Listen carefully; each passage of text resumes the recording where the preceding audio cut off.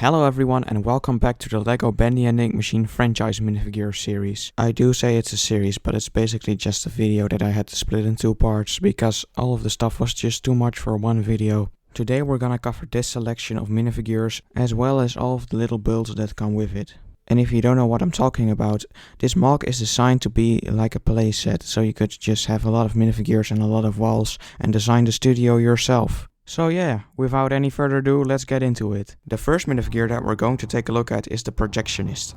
This guy makes an appearance in chapter 3 and 4. You can know he's coming when you see a spotlight coming after you, and when he does, you can hear projector noises coming after you. God damn it, that's the same sentence.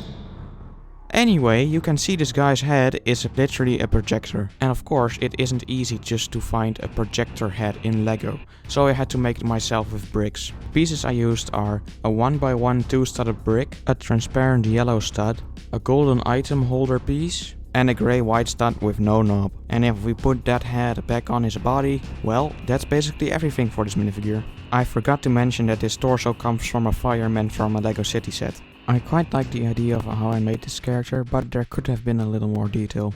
This next character is one of the bad ones that I created a few years ago, but hey, there's still a lot worse. But anyway, this is Allison Angel. You can see I used the paper technique that I also used in previous videos. This character also comes with a lantern, which comes from a LEGO Harry Potter set. If you want to know about this character, she makes an appearance in chapter 3, and she is one of the villains of the main game.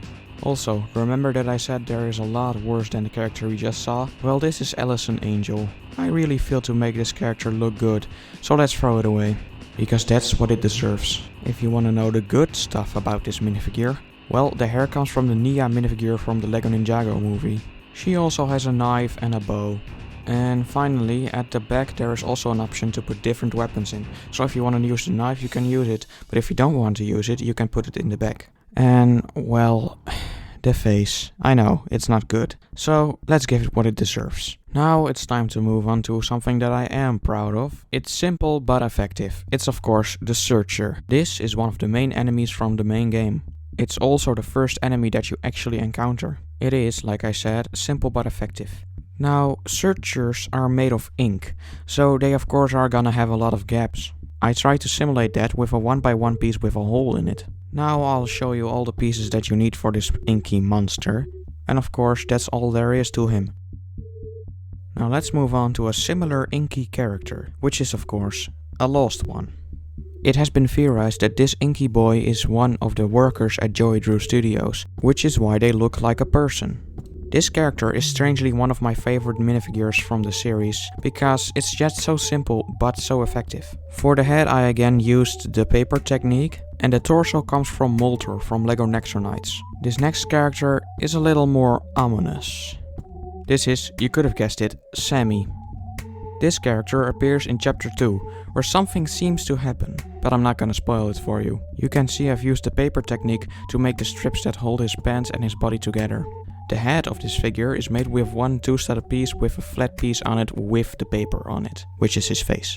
Did you know that his face is basically just a mask to prevent anyone from seeing his real face? In the game, if you see a lot of candles, Sammy is probably nearby, and that is why that is his item.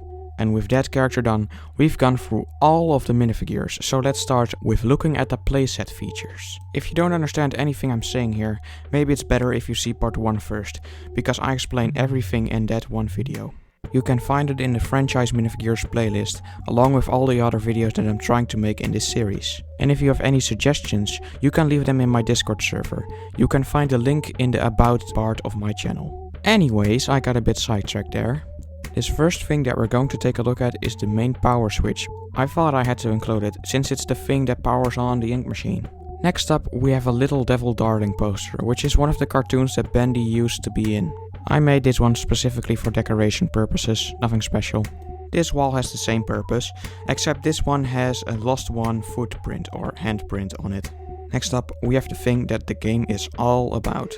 It's of course the ink machine. I tried to make this thing look as much as possible as the original ink machine, but I still think it has improvements to be made. At the back of the machine you can find the ink storage that it uses to create the ink monsters. And at the sides you can find places for pipes to go in if it needs more ink. And at the front there is the place where everything happens, where the ink monsters get created. Now I'm gonna put everything that I covered in both videos together in one big package so you can see what I meant with a big playset. And yeah, when you look at everything that I've created, it's actually quite a lot. What would the price for this thing even be? Let me know down in the comments. I'm really curious.